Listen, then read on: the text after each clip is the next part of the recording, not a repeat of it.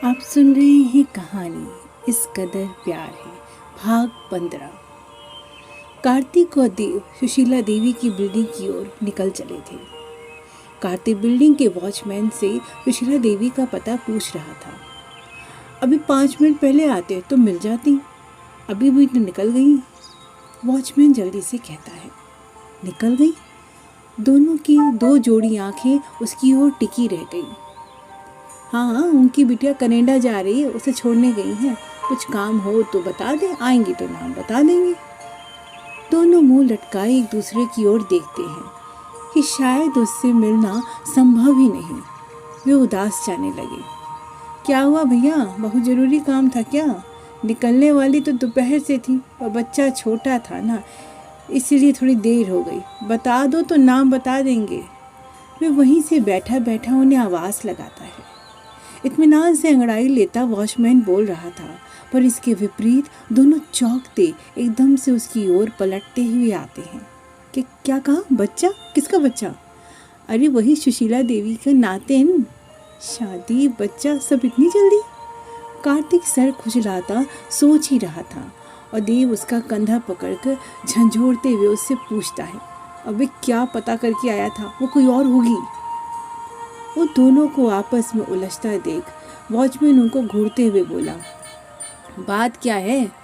मैं अपनी संशय से भरी निगाहें उन पर गड़ाए था। कार्तिक जो गड़बड़ कर चुका था उस पर अपनी बातों का लेप लगाता देव जल्दी से आगे आता हुआ बोलता है, बच्चा, उनकी बेटी, क्या नाम है?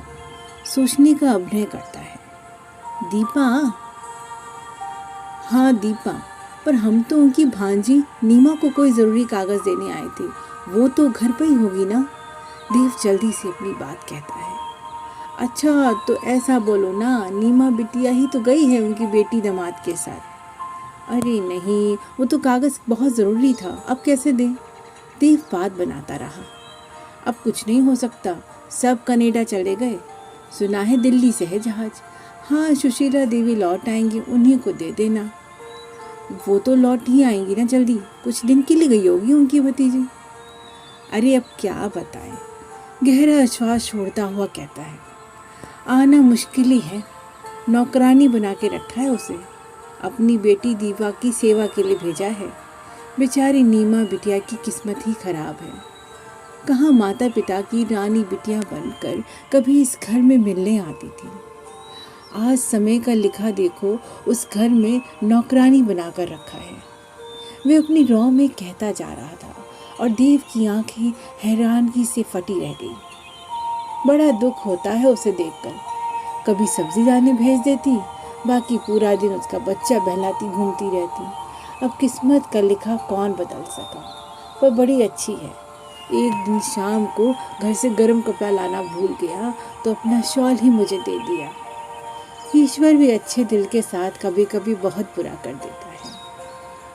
देव के लिए यह सुनना असहनीय था। वह गुस्से में आंख भींचे अब सामने की ओर देख रहा था। तभी कार्तिक उसे हिलाकर जैसे उसकी तंद्रा से उसे बाहर लाता हुआ बोलता है, क्या कर रहा है देव, चलना। देव उसकी ओर देखता है जो कह रहा था, देर मत कर, उस मौसी की तो मैं ऐसे तैसे कर डालूंगा, चल अभी दिल्ली एयरपोर्ट चलते हैं। देव कठपुतली की तरह कार्तिक के कहते बाइक के पीछे बैठ गया और कार्तिक बड़बड़ाते हुए बाइक हवा में दौड़ा देता है। आज अपनी ना दोस्ती की कसम, बिना नीमा को तुझे दिखाए उस प्लेन को जाने नहीं दूंगा, और उस सुपनखा मौसी की तो मैं नाक कान दोनों काट लूँगा। आज देख तू मेरी स्पीड। कार्तिक सच में बाइक को हवा में उड़ाता लिए जा रहा था और पीछे बैठा देव जैसे अपनी चेतना ही खो चुका था। उसे अपने ऊपर ही गुस्सा आ रहा था। आखिर उसका मौन ही नीमा से वादा जो था कि उसे कभी दुखी नहीं रहने देगा, फिर आखिर उसकी यह हालत कैसे? पर अब नीमा को वह कहीं नहीं जाने देगा। लेकिन क्या वह सच में नीमा को रोक पाएगा? नेशनल हाईवे पे पवन की रफ्तार से कार्तिक बाइक चला रहा था, जबकि वह ज़्यादातर देव के पीछे बैठकर रास्ते का आनंद लेता। पर आज जैसे वह खुद की ऊर्जा चेक कर रहा था। देव से तो कुछ कहते नहीं बना, बस उसका मन ढेर आशंकाओं से भरा हुआ था। क्या वह सच में नीमा को इसके बाद से नहीं देख पाएगा? वे उसकी पहुंच से इतनी दूर चली जाएगी? क्या होगा आखिर इस लम्हे में?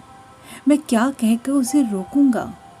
क्या अपने हाल दिल को उसके सामने बयां भी कर पाऊंगा मैं?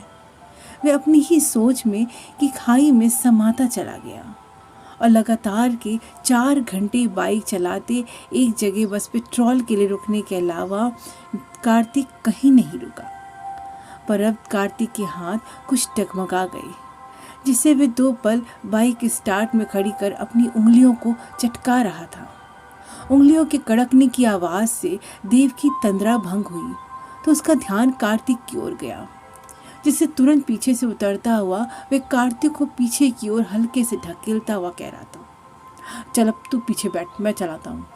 नहीं मैं चला लूँगा, कार्तिक अपनी जगह पे और अड़ता हुआ कहता है। देव उसे हटाने की फिर कोशिश करता है, लेकिन कार्तिक नहीं मानता, जिससे मजबूर होकर देव फिर पीछे बैठ जाता है। दिल्ली आते धीरे धीरे गाड़ियों का जमघट नजर आने लगता है, जिससे अब उनकी बाइक की रफ्तार भी धीमी हो गई।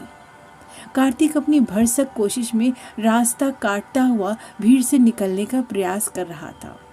अब बस 20 मिनट की दूरी पर इंदिरा गांधी अंतर्राष्ट्रीय हवाई अड्डा था और वे ग्रेटर नोएडा के फ्लाईओवर ब्रिज के जाम से धीरे धीरे सरक रहे थे। कार्तिक अपनी भरसक कोशिश से जाम के बीच से निकलने की कोशिश कर रहा था। ऐसा करते आगे वे रेड लाइट के समय से पहले क्रॉस कर अगले स्टॉप को भी क्रॉस करने बेचैन खड़ा था।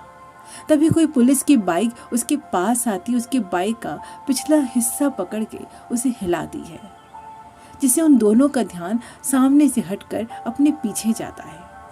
हाँ, उत्तराखंड की गाड़ी है तो क्या दिल्ली की रेड लाइट नहीं देखोगे? पीछे बाइक पर सवार 2 पुलिस में से पीछे वाला अपनी सख्त आंखें उन पर गड़ाते हुए कहता है। दोनों बिना बोले अब मरमरी हालत से उसकी ओर देख रहे थे। बाइक से उतरो, अभी चलो थाने। सॉरी सर, जल्दबाजी में देख नहीं पाया, आप फाइन काट लो, पर अभी हमें छोड़ दो। जल्दी से कार्तिक अपना शरीर आधे से ज्यादा पीछे की ओर मोड़ता हुआ गिड़गिड़ाने लगा। क्यों जा रही तुम्हारी जान तुम्हारी है? पुलिस वाला उस पर बरसा। वे अभी रेड लाइट पर खड़े थे, जहां भी ग्रीन सिग्नल हुआ नहीं था, जिससे उनके आगे पीछे अब गाड़ियों का अंबार लगता जा रहा था। वहीं उनके पीछे की गाड़ियों के आसपास कुछ सामान बेचने वाले और हिजड़े भी आकर खड़ी गाड़ियों के आसपास घूम रहे थे। हाँ सर, जान ही जा रही है, पर मेरे यार की। कार्तिक तब से चुप बैठे देव की ओर गर्दन से इशारा करता हुआ कहता है, तो पुलिस वाला उसकी ओर घूरती आंखें मोड़ लेता है। सर जी, मेरे यार की जान ही तो प्यारी है, वो भी अभी कुछ देर में इंदिरा गांधी एयरपोर्ट से कनाडा चली जाएगी। अगर ये समय पे नहीं पहुंचा तो उसे रोक नहीं पाएगा और वो हमेशा के लिए चली जाएगी। सर जी, आप चाहे तो मुझे जेल ले जाइए, पर मेरे यार को जाने दीजिए। हम रुद्रपुर से आ रहे हैं और बस कुछ मिनट की दूरी से उसे खो नहीं सकते। एक ही सांस में सारी कहानी कहता कार्तिक गिड़गिड़ा रहा था। छोड़ कार्तिक, शायद हम उसे रोक नहीं पाएंगे। देव अपनी भीगी सी आवाज में बीच में बोल पड़ा। पुलिस वाला अब अपनी हैरान नजरों से उन दोनों को देखता हुआ कहता है, ओह, तो ये प्यार का मामला है। तभी ताली की आवाज से उन सबका ध्यान पीछे की ओर जाता है, जहां 2 हिजड़े साड़ी में खड़े उनकी ओर ही देख रहे थे। आय हाय, एकदम फिल्मी स्टाइल। साहब छोड़ दो ना, जाने दो ना, नहीं तो लड़के से लड़की मिल नहीं पाएगी, और दुखी प्रेमी की हाय ना हमारी हाय से भी बुरी होती है। पीछे खड़ा एक हिजड़ा थोड़ा तेज आवाज में बोला, तो आसपास खड़े और भी लोगों का ध्यान उनकी ओर चला गया। रेड लाइट जाने के लिए बोर्ड पर अब उल्टी गिनती शुरू हो चुकी थी, जिससे आसपास खड़ी सारी गाड़ियां निकलने को तैयार होने लगी। साहब क्या सोच रहे हो? प्रेमी दिल से सारा संसार बसता है, तुमको पकड़ना ही तो हमें ले चलो। हिजड़े तब से चुप पुलिस कर्मियों को टोकते हुए बोले, सर जी, जाने मेरे यार को जाने दीजिए, नहीं तो ट्रैफिक में फंसकर लेट हो जाएगा और फिर उसे रोक नहीं पाएगा। कार्तिक सामने की लाइट के घटते नंबर की ओर देखता जल्दी से कहता है। नंबर लगातार घट रहा था और उसी क्रम में देव की धड़कनें जैसे धीमी होती जा रही थी। आसपास खड़ी सारी गाड़ियों का ध्यान अब देव की ओर था, जिसके चेहरे के हर भाव से अपने प्यार तक पहुंचने की बेसब्री उसके पोर पोर से झलक रही थी। हिजड़े भी हाथ जोड़े खड़े थे तो कार्तिक अपनी रोनी सूरत से उनकी ओर ताक रहा था। 6, 5, 4, 3, 2, 1 और बस ग्रीन लाइट नजर आने ही वाली थी और सबकी नज़र उस रेड लाइट के मीटर से उन पुलिस वालों पर अटक कर रह गई थी कि जाने अब क्या होगा। और एक के बाद ग्रीन लाइट चमक उठी, पर ये क्या, सारा ट्रैफिक तो तब से एक दूसरे को पीछे छोड़ने को जो बेचैन था अब थम सा गया, जैसे अचानक सभी को किसी ने स्टैचू बोल दिया हो। पुलिस वाला जल्दी से अपना वायरलेस कानों से लगाते हुए थोड़ा जोर से कह रहा था, सर हम फॉलो कर रहे थे पर बाइक वाला आगे निकल गया। कहकर कार्तिक पर से नजर हटाकर अब वे इधर उधर देखने लगे। अब सारी स्थिति समझते कार्तिक अपने आसपास के ट्रैफिक को देखता है जो उसे पहले निकलने देने के लिए वहीं थमे खड़े थे।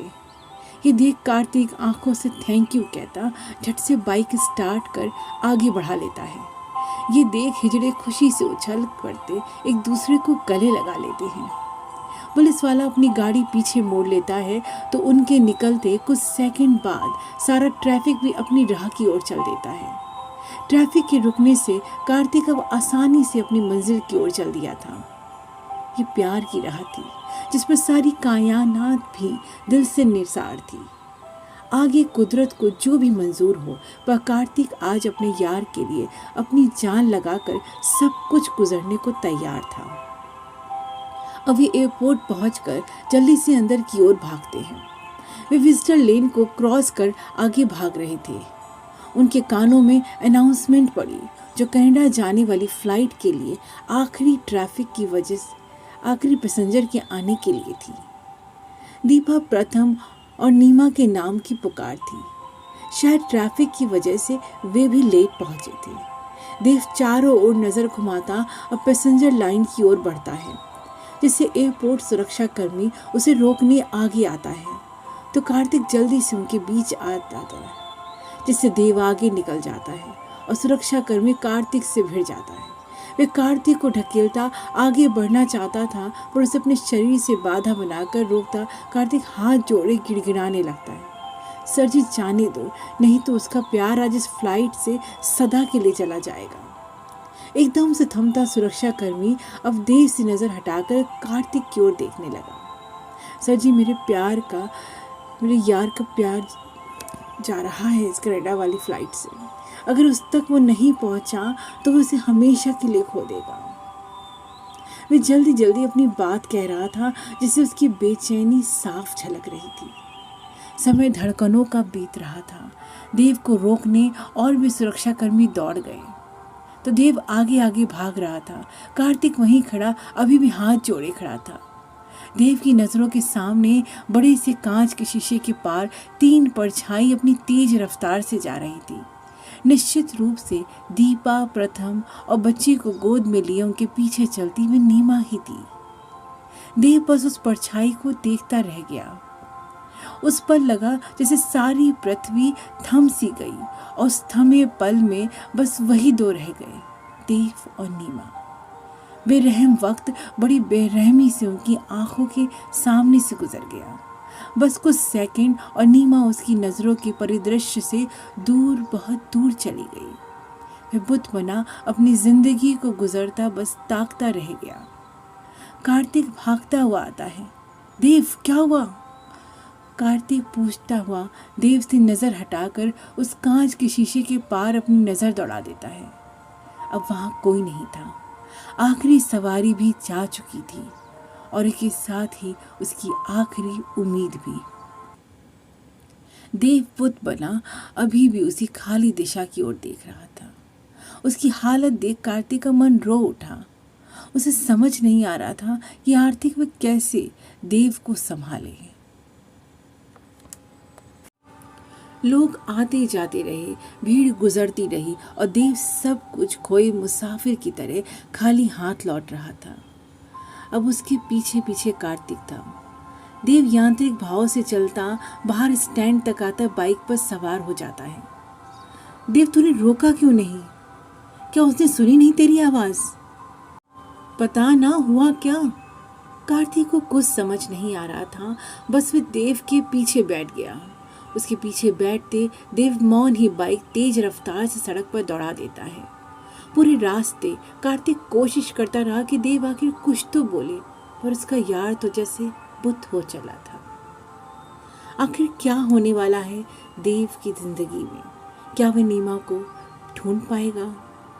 आगे जानने के लिए सुनते रहे कहानी इस कदर प्यार है।